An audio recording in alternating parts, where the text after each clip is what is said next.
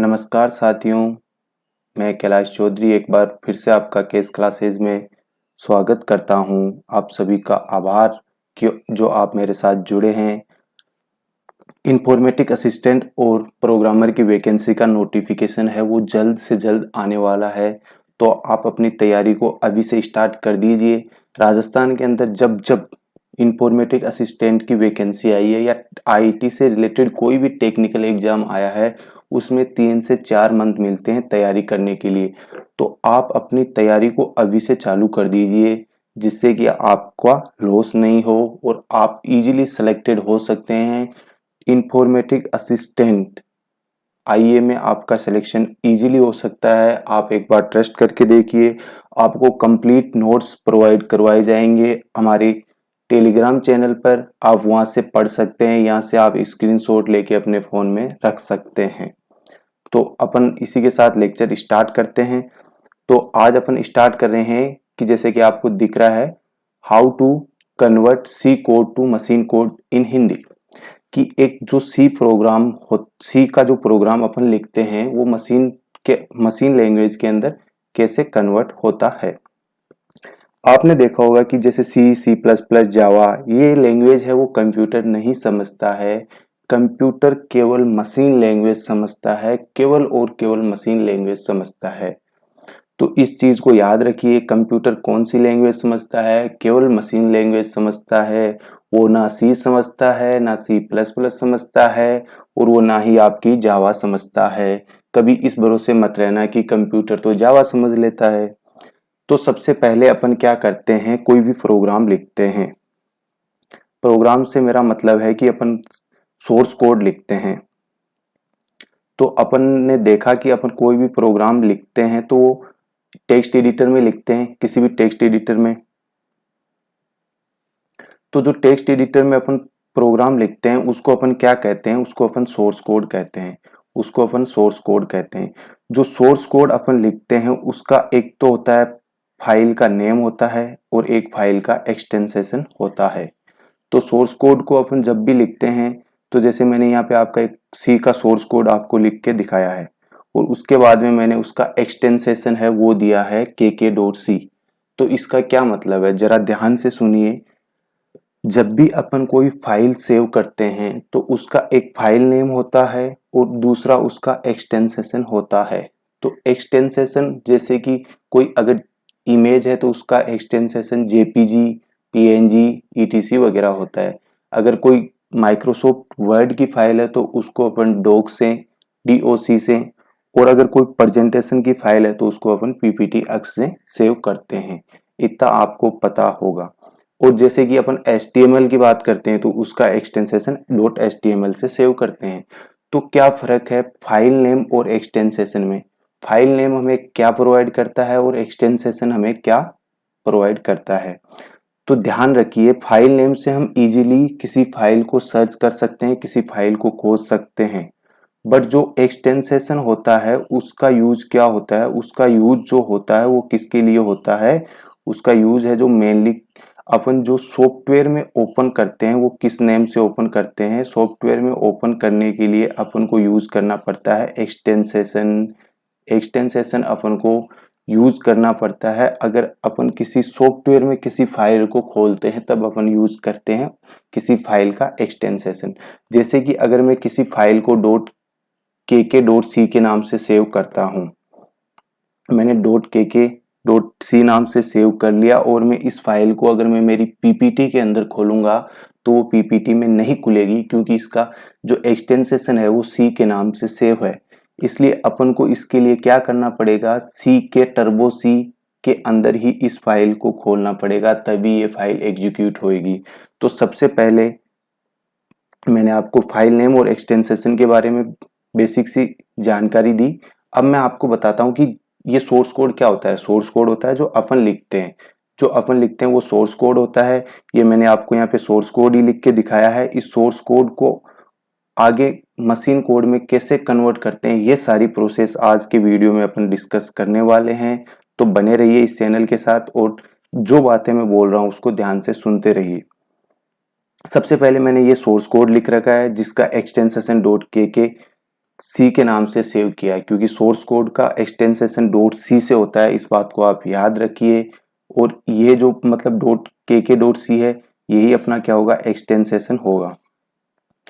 तो जब ये एक्सटेंशन के बाद में ये जो अपना प्रोग्राम है लिखा हुआ, जो सोर्स कोड है, ये आगे कैसे कन्वर्ट होता है मशीन लैंग्वेज में, वो सारी प्रोसेस आज की वीडियो में अपन जानने की कोशिश करते हैं। तो नेक्स्ट स्लाइड।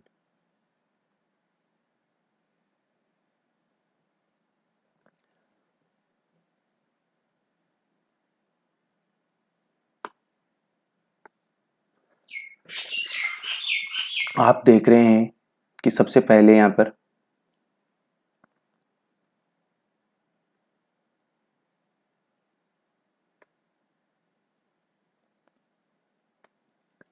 जो मेन अपन का कोड है वो है सोर्स कोड।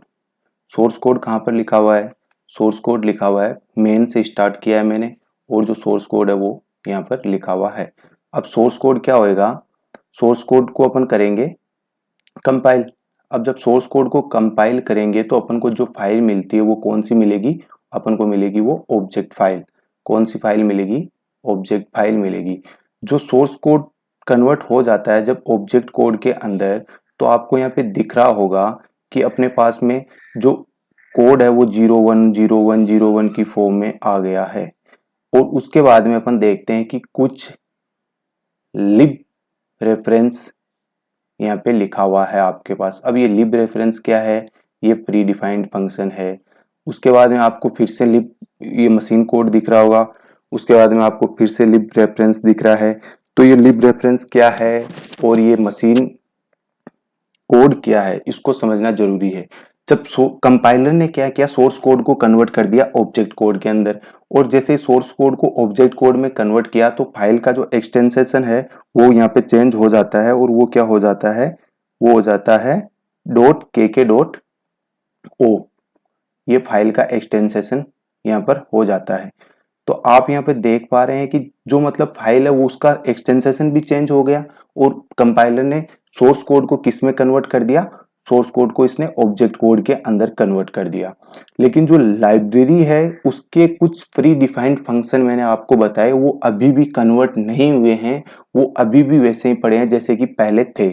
तो अपन को क्या करना पड़ेगा, सबसे पहले मैं ये बताना चाहूंगा कि जो लाइब्रेरी फंक्शन हो, जो प्री डिफाइंड फंक्शन होते हैं वो क्या होते हैं।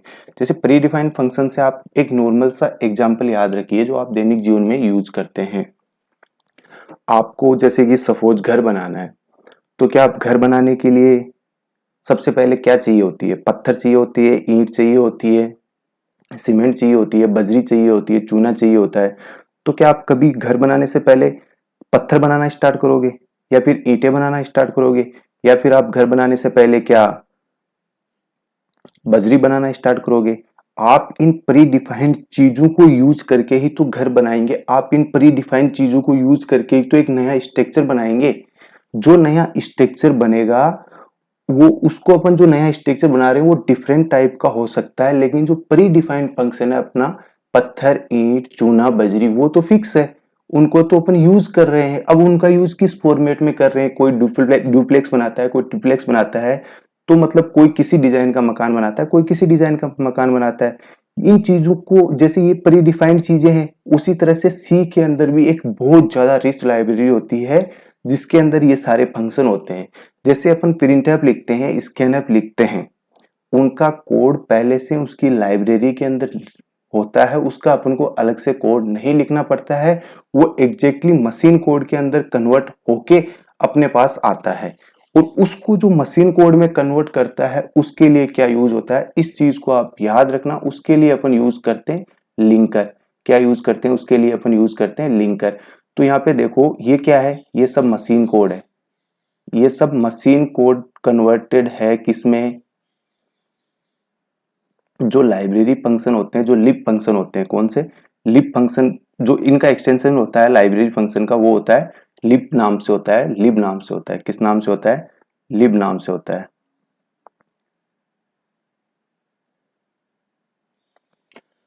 और जैसे ही ये फाइल कन्वर्ट हो जाती है मशीन कोड में, और लिंकर क्या करता है, ऑब्जेक्ट कोड को और लाइब्रेरी के मशीन कोड को मर्ज कर देता है। मर्ज करके जो फाइल बनाता है उस फाइल को अपन बोलते हैं एग्जीक्यूटेबल कोड। आप अगर इस डायग्राम को ध्यान से देखेंगे तो आपको यहाँ पे दिख रहा है ये कौन सा कोड है, ये कंपाइलर के द्वारा कन्वर्ट किया गया कोड है, ये लिंकर के द्वारा मर्ज किया गया कोड है। जो लिंकर ने मर्ज किया है, जिसके अंदर मैंने ब्लैक से शो किया है, और कंपाइलर वाले मशीन कोड को मैंने व्हाइट से शो किया है। अब यहाँ पर क्या होता है, जो एग्जीक्यूटेबल फाइल है वो बनकर अपने पास में रेडी हो जाती है और उसका एक्सटेंशन होता है डॉट एग्जीक्यूटेबल EXE। और जब अपन डॉट EXE फाइल पर डबल क्लिक करते हैं तो ये एक सॉफ्टवेयर बन जाता है, सॉफ्टवेयर रन हो जाता है। और जो डॉट EXE फाइल होती है यही अपना सॉफ्टवेयर कहलाता है। जो अपने प्रोग्राम लिखा था वो यही सब चीजें होती है और यही आगे कन्वर्ट मतलब अपने प्रोग्राम का आउटपुट शो करती है। तो आप याद रखना मैंने क्या बताया है, सबसे पहले अपन सोर्स कोड लिखते हैं, उसके बाद में अपन सोर्स कोड ऑब्जेक्ट कोड में कन्वर्ट हो जाता है जिसका एक्सटेंशन डॉट ओ होता है। उसके बाद में ऑब्जेक्ट कोड के साथ लिंकर ऑब्जेक्ट कोड को मर्ज कर देता है। लिंकर है जो क्या करता है, जो लाइब्रेरी फंक्शन होते हैं उनको मशीन कोड में कन्वर्ट करता है और कंपाइलर के द्वारा जो ऑब्जेक्ट कोड है उनको मर्ज करके अपन को एग्जीक्यूटेबल फाइल दे देता है। इन बेसिक चीजों को आप ध्यान रखना, ये आगे बहुत काम में आने वाली चीजें हैं। जैसे मैंने बताया आपको कि सबसे पहले कौन सी फाइल, सी फाइल, उसके बाद सोर्स फाइल, उसके बाद में ऑब्जेक्ट फाइल, और ऑब्जेक्ट फाइल के साथ में मर्ज होती है कौन सी, आपकी लाइब्रेरी फाइल। जब ये लाइब्रेरी फाइल यहाँ पे आपके साथ मर्ज हो जाती है तो बन जाती है आपके पास में एग्जीक्यूटेबल फाइल। और इसको मर्ज कौन करता है, इसको मर्ज करता है लिंकर। लिंकर किस किस को मर्ज करता है, ऑब्जेक्ट फाइल को और लाइब्रेरी फंक्शन को मर्ज करके अपन को एग्जीक्यूटेबल फाइल देता है जो कंप्लीटली मशीन लैंग्वेज में कन्वर्टेड फाइल होती है। अब अपन इस पर डबल क्लिक करते हैं तो ये अपना सॉफ्टवेयर बन जाता है और रन होने लग जाता है। यही अपनी कंपाइलेशन की जो प्रोसेस होती है यही होती है। अब इसको मैं आपको थोड़ा सा फ्लो चार्ट के माध्यम से भी बता देता हूँ कि फ्लो चार्ट के माध्यम से ये कैसे चलता है। यहाँ पे मैंने लिखा है एंटर सोर्स कोड। सबसे पहले अपन सोर्स कोड को एंटर करते हैं, उसके बाद में कंपाइल करते हैं सोर्स प्रोग्राम को। जब इसको कंपाइल करते हैं अगर कोई सिंटेक्स एरर होती है तो ये अपन को क्या करता है, वापस सेंड कर देता है एंटर सोर्स कोड की तरफ। और जब कोई एरर नहीं होती है तो ये आगे बढ़ता है और आगे बढ़ के लिंक हो जाता है किसके साथ, सिस्टम की लाइब्रेरी के साथ। क्योंकि यहाँ पे क्या है, सिस्टम की लाइब्रेरी है और सिस्टम की लाइब्रेरी के साथ जब ये लिंक हो जाता है तो उसके बाद में ही तो अपनी एग्जीक्यूटेबल फाइल बनेगी। उसके बाद में जब एग्जीक्यूटेबल कोड बन जाता है और वो आगे रन होता है, अगर उसमें कोई एरर होती है, एग्जीक्यूटेबल कोड में अगर कोई एरर होती है तो वहां पे एक बार फिर से मैसेज जनरेट होता है कि आपके में अगर लॉजिक एरर है तो आपको वापस कहाँ पे जाना पड़ेगा, आपको जाना पड़ेगा सोर्स प्रोग्राम में। और अगर आपके पास में कोई लॉजिक एरर नहीं है बल्कि आपके पास में क्या है, कोई डाटा एरर है, तो आपको जाना पड़ेगा इनपुट डाटा में और वहां से डाटा को क्रिएट करना पड़ेगा। आपको यहाँ से दो चीजें और देखनी है कि सिंटेक्स एरर कहाँ पे आती है और लॉजिकल एरर कहाँ पे होती है। जो सिंटेक्स एरर आती है वो कंपाइलेशन के वक्त ही आ जाती है, जबकि जो लॉजिक एरर है वो कहाँ आती है, आपके एग्जीक्यूटेबल कोड में आती है। लॉजिक एरर एग्जीक्यूटेबल कोड में आती है। अगर कोई लॉजिक एरर भी नहीं है और कोई डेटा एरर भी नहीं है तो अपन को आउटपुट शो होता है। वो आउटपुट शो होता है कौन सा, करेक्ट आउटपुट। और अपना प्रोग्राम यहाँ पे क्या होता है, स्टॉप हो जाता है। तो इस फ्लो चार्ट को भी आप याद रखिए, ये फ्लो चार्ट भी बहुत काम में आता है। आगे आप किसी भी प्रोग्राम का फ्लो चार्ट बनाओगे तो यही प्रोसेस रहेगा। इन सारे डब्बे जो बना रखे हैं ना मैंने, इन सब का भी आपको मैं मतलब जरूर बताऊंगा। यहाँ से क्वेश्चन आया था राजस्थान के वीडियो में, इसके लिए भी मैं एक अलग से वीडियो आपको प्रोवाइड जरूर करवाऊंगा। तो आपको मैं आशा करता हूं कि आज समझ में आया होगा कि कोई भी प्रोग्राम है वो कैसे रन होता है। आपने देखा होगा इतनी सारी प्रोसेस के बाद में कि जो मतलब सारा सिस्टम है वो कैसे चल रहा है। एक सॉफ्टवेयर होता है जिसका नाम होता है IDE, integrated development environment. IDE, integrated development environment. ये क्या करता है, आपका जो कंपाइलर है उसको और आपका जो लिंकर है उसको, कंपाइलर और लिंकर दोनों को क्या करता है, ये मर्ज करके रखता है। इसलिए अपन को जो फाइल होती है, कंपाइलर वाली फाइल और लिंकर वाली फाइल, दोनों को अलग अलग एग्जीक्यूट नहीं करना पड़ता है। एक साथ एग्जीक्यूट करने की जो फैसिलिटी देता है वो देता है अपन को कौन सा, ये आईडीई सॉफ्टवेयर। ये क्या करता है, एक बार फिर से सुन लीजिए, अपने कंपाइलर और लिंकर दोनों को एक साथ मर्ज करके काम करता है। इसीलिए अपन देखते हैं, अपन टेक्स्ट एडिटर पे प्रोग्राम लिखते हैं और वो डायरेक्ट एग्जीक्यूट हो जाता है, ना कि उसको पहले कंपाइल करना पड़ता है, फिर सी की लाइब्रेरी में जाके उसके लाइब्रेरी वाले फंक्शन को मशीन कोड में कन्वर्ट करना पड़ता है। वो अपने आप सब कुछ करता है, वो आईडीई करता है। इस बात का भी ध्यान रखना। और आईडीई की फुल फॉर्म बहुत बार पूछी गई है, तो आप इसको भी याद रखना। जब भी क्या होता है कि अपना जो प्रोग्राम है वो मेमोरी के अंदर स्टोर होता है, मेमोरी के अंदर स्टोर हो जाता है। उसके बाद में क्या होता है, कभी आपने सोचा है, जब भी प्रोग्राम मेमोरी के अंदर स्टोर हो जाता है तो प्रोग्राम रिक्वेस्ट करता है कि कुछ डाटा मुझे कहाँ से लेने हैं, कीबोर्ड से लेने हैं। अगर डाटा वो कीबोर्ड से ले पाता है तो ठीक है, नहीं ले पाता है तो वो वापिस प्रोग्राम को कहाँ जाना, यूजर को कहाँ जाना पड़ता है, उसके सोर्स कोड में जाना पड़ता है कि मैंने कोई गलती तो नहीं कर दी। अगर गलती की है तो उसको उसको सुधारना पड़ेगा और उसके बाद में वापिस उसको प्रोग्राम को चलाना पड़ेगा। क्या एक से ज्यादा फाइल भी एक साथ रन हो सकती है? सी में लिखी हुई कोई टेक्स्ट एडिटर पर एक या दो फाइल लिखते हैं तो वो एक साथ रन हो सकती है। हाँ बिल्कुल, एक साथ कंपाइल और लिंकिंग हो सकती है, लेकिन उसके लिए अपन को पढ़ना पड़ता है। एक ऑपरेटिंग सिस्टम होता है, वो जो ऑपरेटिंग सिस्टम कौन सा पढ़ना पड़ता है, मेनली जो सी के अंदर अपन ऑपरेटिंग सिस्टम यूज करते हैं वो यूनिक्स करते हैं। और ऑपरेटिंग सिस्टम ही यूजर इंटरफेस प्रोवाइड कराता है अपन को। जो सारा प्रोसेस होता है वो ऑपरेटिंग सिस्टम के द्वारा ही चलता है। तो इतनी चीजों को आप याद रखना। ये जो मैंने प्रोसेस बताया कि सबसे पहले सोर्स कोड होता है, सोर्स कोड किस में कन्वर्ट होता है, ऑब्जेक्ट कोड के अंदर। ऑब्जेक्ट कोड के बाद में किस में कन्वर्ट होता है, एग्जीक्यूटेबल कोड के अंदर।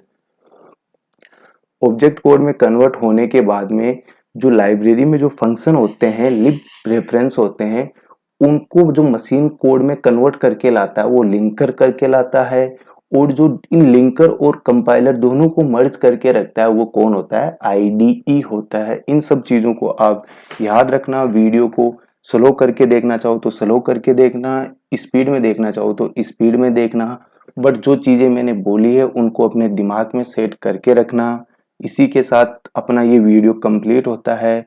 आशा करता हूँ कि आप वीडियो को ज़्यादा से ज़्यादा शेयर, लाइक और सब्सक्राइब करेंगे और अपने उन साथियों तक इस वीडियो को पहुंचाने की कोशिश करेंगे जिनके पास में रिसोर्स नहीं है। तो आप सभी का बहुत बहुत धन्यवाद। बने रहिए आप केस क्लासेस के साथ। धीरे धीरे बहुत कुछ आपको केस क्लासेस फ्री में प्रोवाइड कराएगी। जल्दी ही मैं कंटिन्यूसली आपके लिए एमसीक्यू की सीरीज भी स्टार्ट करने वाला हूं। तो आप इस वीडियो को ज़्यादा से ज़्यादा शेयर करिए, लाइक करिए, सब्सक्राइब कीजिए। धन्यवाद आप सभी का। Okay, bye bye.